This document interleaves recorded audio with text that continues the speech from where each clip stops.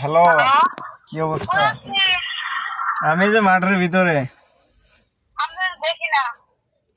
ওই মাঠের ভিতরে আমি।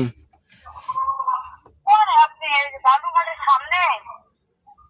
না, এখানে ওই যে মৌচাক মার্কেটের সামনে জায়গায় যে মাঠ আছে না, বড় একটা, ওই যে স্কুল না কলেজের মাঠ।